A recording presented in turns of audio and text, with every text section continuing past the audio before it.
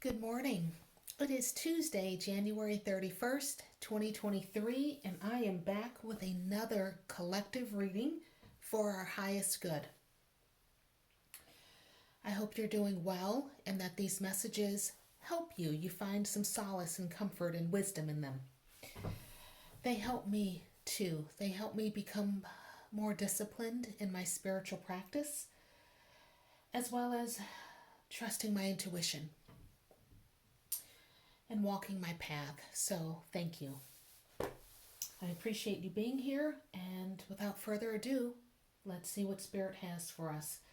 So I did a little pre-shuffling of the cards, and letting go wanted to come out, so we let that come out with the little Wizard of Oz affirmator cards. So let's do the Black Angel cards. Again, these are unfortunately out of print, but I need some lotion. But they're a great deck. If you can find one, maybe secondhand or look up, that would be awesome. Alrighty. It was one of the first decks I purchased. And I remember saying, oh my God, it looks like me. Someone, it was just nice to have a deck that represented Black women and melanated women and our diversity. So, and wisdom and strength. So, what messages does Spirit have for us? Okay, well, here we go. Let me do okay. Okay, we're gonna. Okay, this is what we want. We have the Changer. Okay, and bottom of the deck, we have the Poet. So, let's see what the Changer has for us.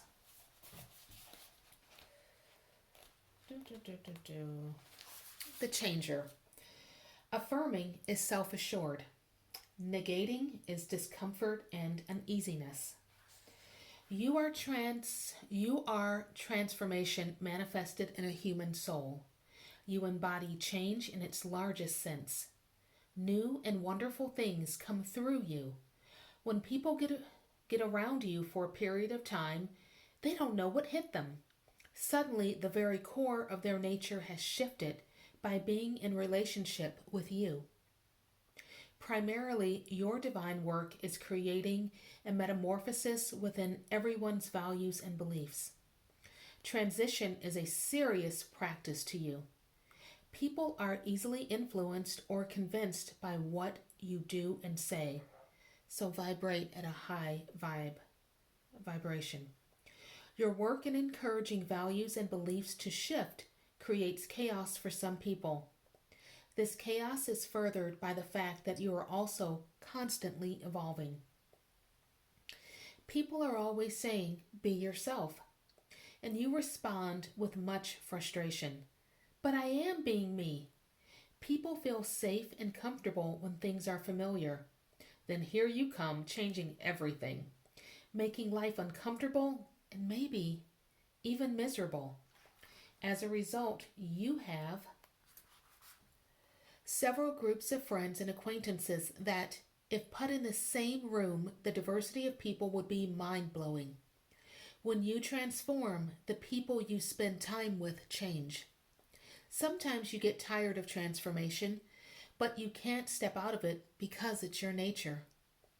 Selecting this card may mean that even as a changer, you need to learn to handle deep transformation. This may be the very reason why you have chosen this divine work.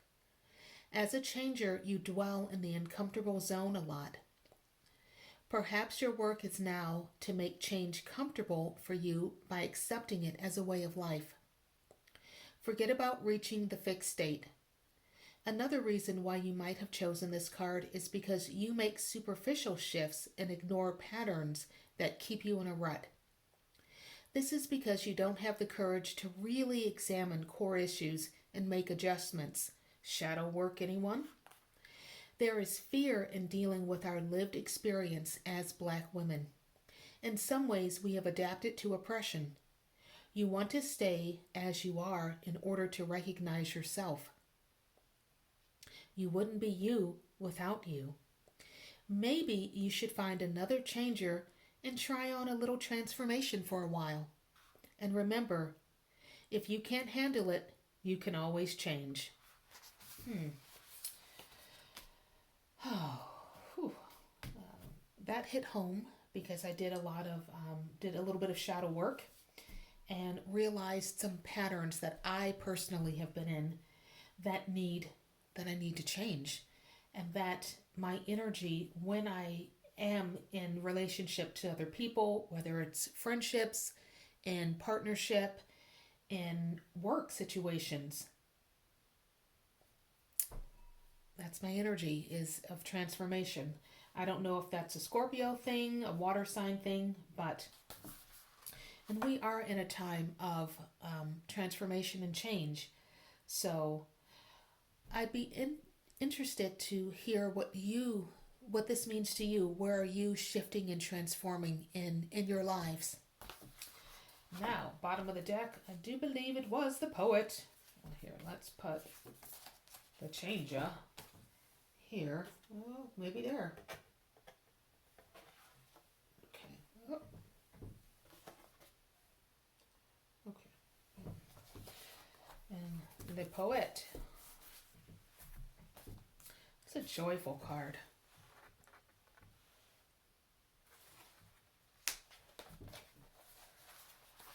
Okay. Bump, bump, bump. We have the poet. So affirming, it is vitalizing, and maybe even validating, and negating, it is cold nature. The poet represents rhythm and beat. You are the pulse. You can remind us of being in our bodies. As a poet, your rhythmic nature helps fight against numbness, blindness, and comatose states caused by trauma in our lives. As the poet, you create movement or flowing energy which we need in order to remain conscious of ourselves and others. Your rushing river has a quickness, certain to bring the dead alive. Your divine work of awakening is designed for going deep into the subconscious where all our secrets reside. But maintaining a flow of energy for yourself and others is exhausting, and it can put you in a comatose state of relief. As Black women, we often seek relief in the unconscious state. That hits. But if we stay there too long, we can't tell the difference between the unconscious and awakened state. We then leave our bodies and lose the rhythm of life. As a poet, you may find it hard to acknowledge life's trauma because in confronting your secrets, the battle against numbness and blindness begins. This condition is also compounded by fear of living in a racist society. Your selection of this card may indicate a block in your flow of energy. There may be no movement in your life, causing an unconscious state of being. Your divine work and awakening can be powerful if you ignite your well-preserved imagination. Your subconscious holds the key to continuing your work. Find ways to keep in touch with what blocks your river. The flow of your natural body rhythms are key signals to whether or not you are among the living or simply have given up on life. Whoa. So the poet and the changer go together. And I think when we have dealt with trauma and continue to deal with trauma, but when we have dealt with trauma and we have grief, sometimes all you want to do is just not feel. You don't want to feel that grief, that pain, that hurt. You just want to numb it out. But all that does is compound it. And doing again, work, at least delving slowly into doing that spiritual work, where shadow work, where you're diving into that grief and acknowledging it, even if it's a little overwhelming. At first, I remember a therapist told me, oh, she was an amazing therapist. I miss her. After my dad died, I had a lot of grief. And she said, I want you to acknowledge how you're feeling. And I said, ugh, that sounds horrible. God, ugh, why would I do that? And she laughed and she said, even if you can't handle it right now, at least acknowledge how you're feeling. And I said, okay, oh, okay. So I began the work of doing some journaling and also getting some Reiki, that kind of thing. But seeing where I was blocked. And I don't think it's just when you're in therapy, it isn't like a one and done. It's a journey because we're always evolving. We're always learning more about ourselves. We're facing things. And I think sometimes we get stuck. And that is when we become incredibly numb. And let me go back to the poet. There we go. Okay. Where we get blocked and we get numb and we go through the motions instead of really living life. So see where there may be a block in your flow of energy.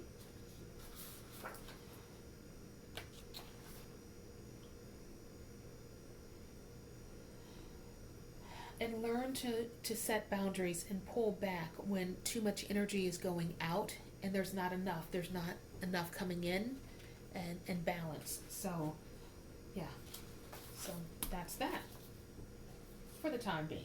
Now let's go with because I'm not trying to be on camera. Alrighty, short arms for the win.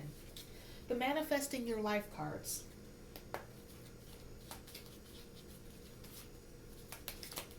Spirit, what do we need to know?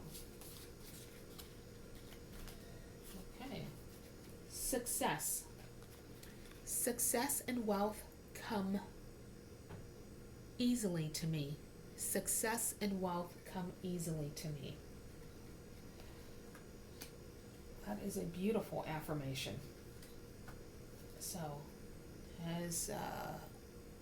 have you been feeling blocked in success and wealth? At times I do, but I say my affirmations and I know that I am wealthy and I am abundant. And hard times, baby, what is it saying? This too shall pass. But I take control and do my affirmations and say, you know what? Money comes to me easily. Money comes to me fast. Money loves my company, and when money comes, money lasts. That's just one example. But success and wealth come easily to me. So what's on the bottom of the deck? Ooh. I accept myself how I am and embrace self-love. Ooh, love it. Let us put that one there. And this one here. I like that. So how are you embracing yourself? How are you embracing and how are you showing yourself love? What does self-love look like to you? For me, self-love is a journey and a process. It is accepting myself as I am, my the good and the bad, my quirks and my foibles. It is doing my spiritual practices is a form of self-love for me. Yeah. It's just one. And moving my body is another, although I could be better at that. Anywho, so comment below. How do you embrace self-love? And what does that look and feel like for you? Alrighty. Let's go with the crystal cards. Put that there. Put that there.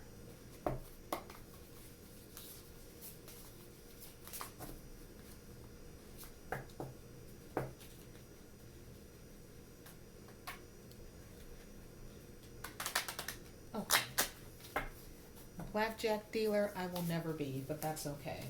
Alrighty, what do we have? We have blue topaz. Finding a spiritual ally, higher wisdom, abundance, and forgiveness. And maybe lack of forgiveness can block that higher wisdom and abundance. And where do you find your spiritual ally? So let's see what the book has to say on blue topaz.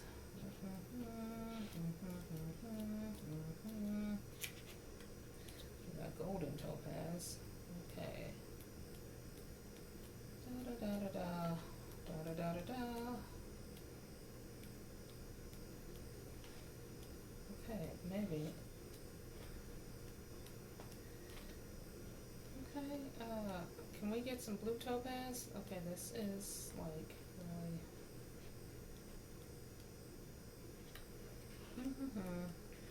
Not back there. Okay, I feel like I need a commercial break. Right. Blue kyanite, there we go. Bam. Okay, but where's blue topaz? Blue topaz. Okay, well, I will come back to blue topaz, but now haha, I found it. Or so I thought.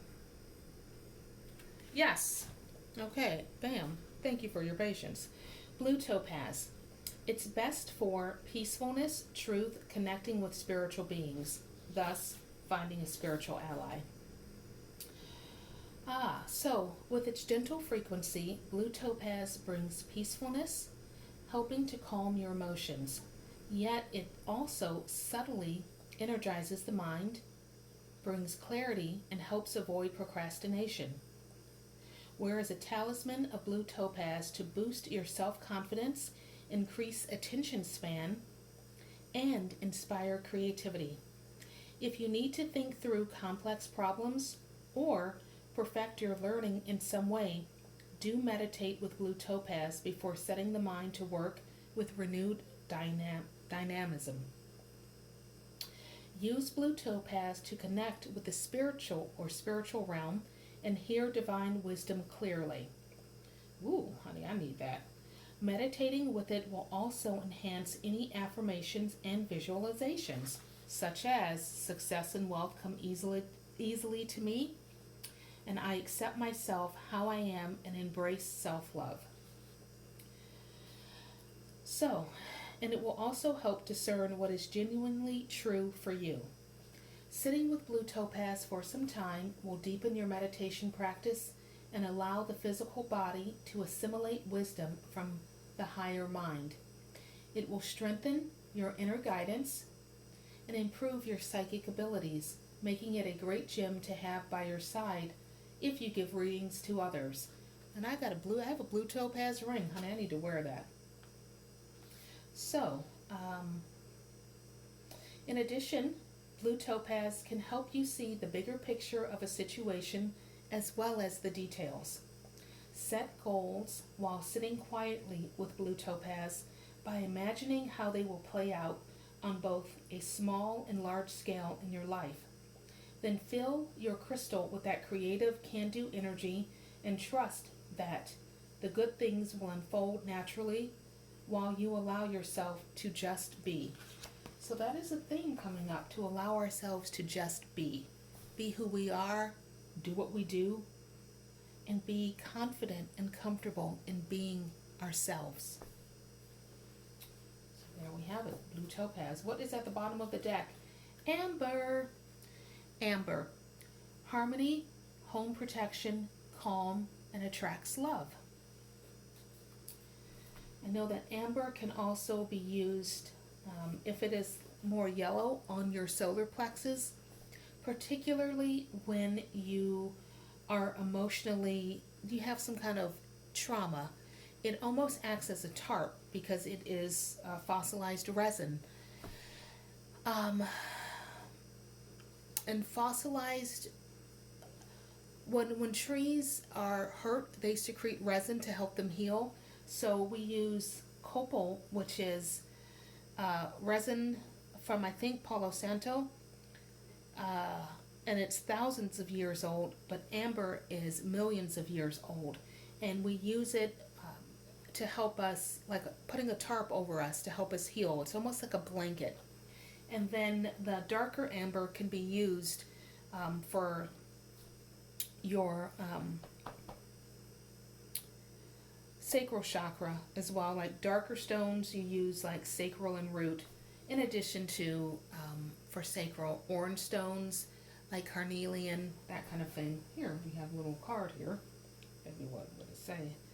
Well, it doesn't give me the crystals, but that's just one way of using amber. Often people will wear amber because it secretes succinic, I don't know if I'm saying that right, acid, and it has an anti-inflammatory aspect. And I want to say they give babies little necklaces of Baltic amber for teething too. So there's that. What does my book say about amber? Okay. Bum, bum, bum, bum.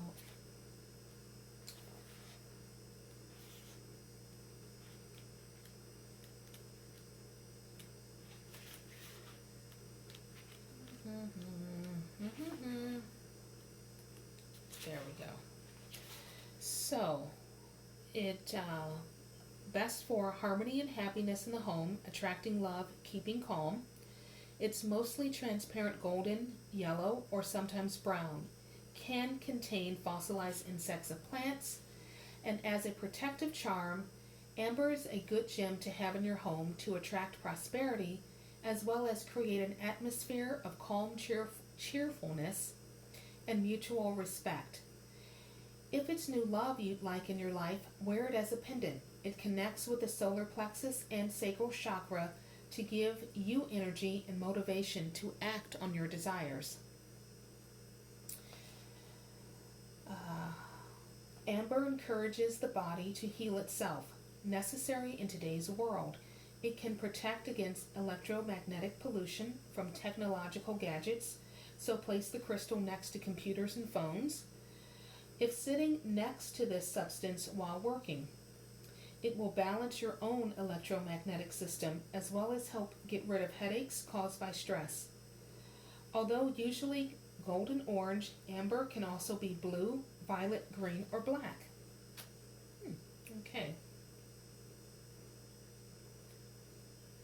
Well, this one's good too. In a family home, amber will help children relax, speak confidently, and stay calm. It has been used for centuries to keep children from harm and ease teething pain. It also guards against conflict, again by taking the negative energy in the room and transforming it into positive. So, there we. That's good. That's good. I'll often use black tourmaline or shungite near my, modem and all those things, the EMF things. But hadn't thought about using amber, so there. Now, with the affirmators, we've got letting go. I don't dwell on bad things that happened. I let things go because I have enough heavy things to carry around. And also, grudges aren't a great look. I love these cards. So, what do we need to let go of in our lives? Let's look at the empowerment, the positive cards.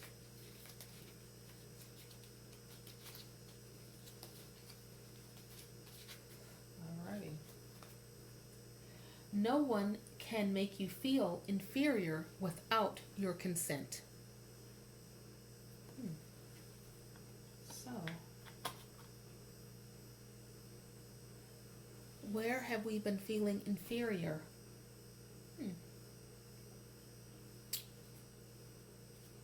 Do we feel inferior when we don't allow ourselves to be and set strong and better boundaries in our lives? Okay, so we got this one again. And I did shuffle these. So be the kind of woman who makes others want to up their game. That goes along with the changer and the poet. Alrighty. And let's see, I haven't used these in a while. The Find Your Calm. So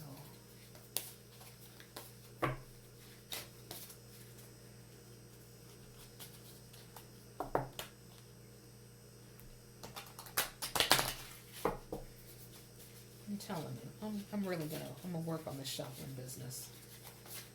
Alrighty. The card we have is, I will not worry about things that are out of my control. I will not worry about things that are out of my control. Always a good message. And then on the back you can write, I will relax today by doing what? So, I will not worry about things that are out of my control. Goes with our letting go card. Now, so what is it that I will not worry about? I will not worry about how others see me, and I will just relax and be myself. Alrighty, these are the Take Time to Make Your Soul Happy cards. And we have, thank you, Spirit. I know this is trite and all readers say this, but you literally can't make this stuff up. I find value in being myself. I find value in being myself. And I am proud of the fact that I am myself. All right, Light Stream Technique from, this is a beautiful little deck.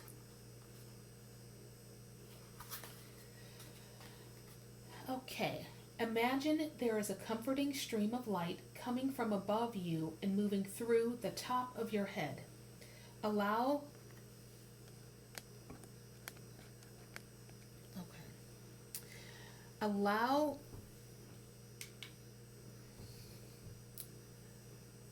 this light to slowly flow through your body to wherever you are holding tension. Notice the healing light. So often in meditation, we will, everyone's technique is different, but imagine divine white light flowing from the heart of God, the universe, flowing into our crown and moving its way down into our chakras. So starting from our crown, moving to our third eye, moving into our throat chakra, moving into our heart chakra, moving into our solar plexus, moving down into our sacral, down into our root, our legs, our feet, our soles of our feet, into our earth chakra, earth star chakra, down into the ground, into Mother Earth. That's one way, and kind of clearing everything out. And then you can imagine Mother Earth, as your roots connect with her, she grounds your cords or your energy and sends you healing energy, and it spirals up and it goes the opposite way, down or up through your root chakra. And there are a few affirmations you can say with that, such as, I am grounded, I am rooted, I am safe. For your root chakra, for your base chakra. The color is usually red. It is located at the bottom of your spine. And it's associated with physical stability, security, self-sufficiency, and responsibility for yourself. And it regulates your lower back, your adrenal glands, your fight or flight, blood skeleton, knees, hips, teeth, rectum, and spine. And you can say, I am safe, I am rooted in my body, I am grounded. That's one. For your sacral, you can, I'm trying to get a little bit more light on these because my other light just went out. Your sacral is your second chakra. The location is about 6 centimeters, 2 to 4 inches below your navel. It regulates your sexual organs, your ovaries and testes, kidneys, bladder, prostate, pelvis, your body fluids, and it's associated with sexuality, sensuality, mentoring, honoring, and nurturing ourselves. So one is, it is safe for me to be in my body. It is safe for me I radiate. I radiate joy, and I feel safe in my body. Let me find another one for you on that. Let me, boom, boom, boom. Let me see that. Oh, wow. Okay. That's for the base. Okay. Bum, bum, bum.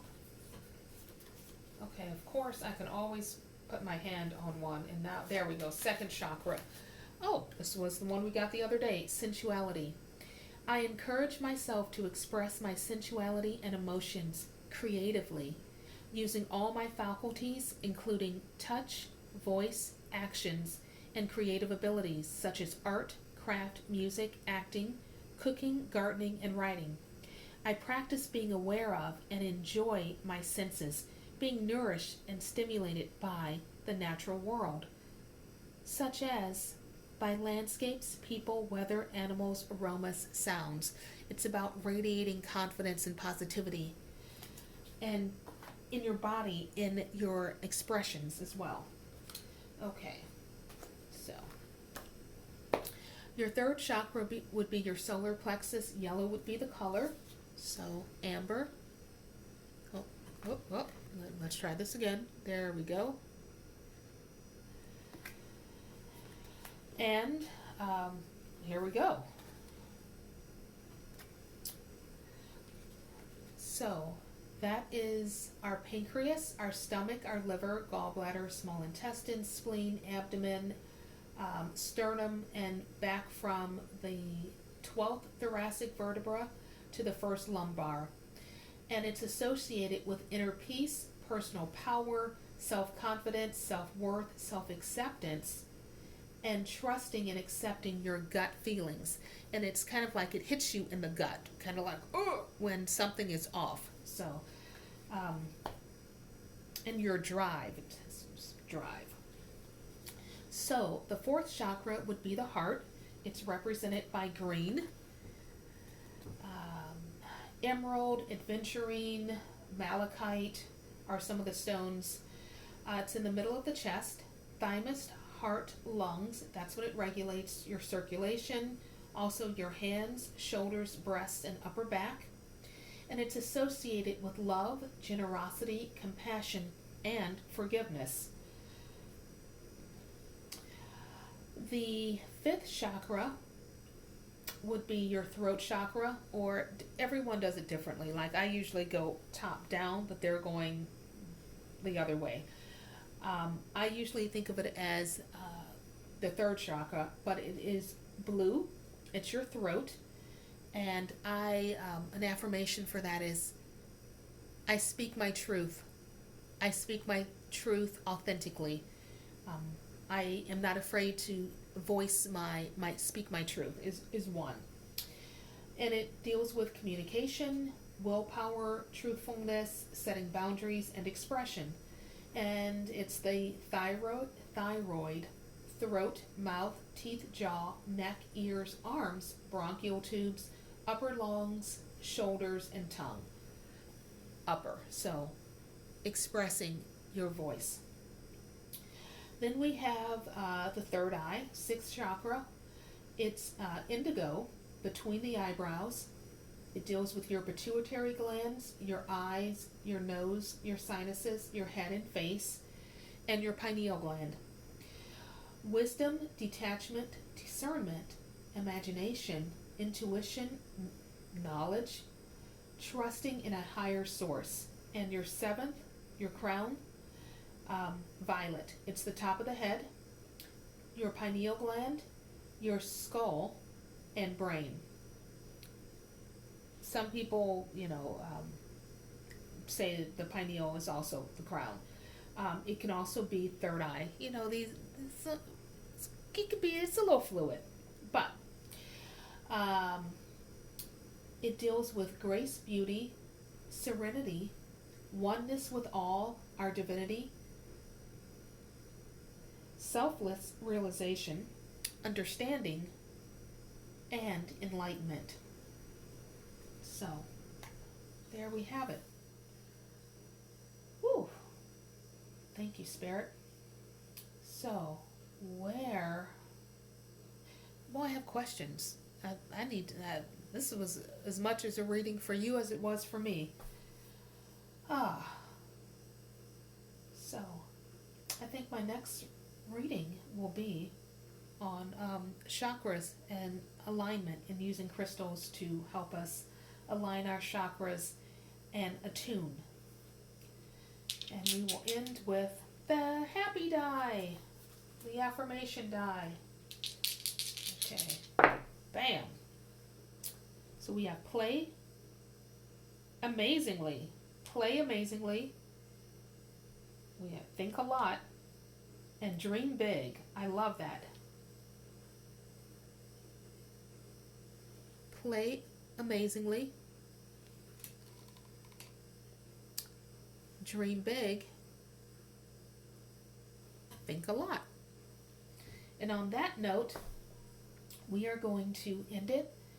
I thank you for being here. If you like this content, please like, share, and consider subscribing. I wish you all the best and have a lovely day. Goodbye.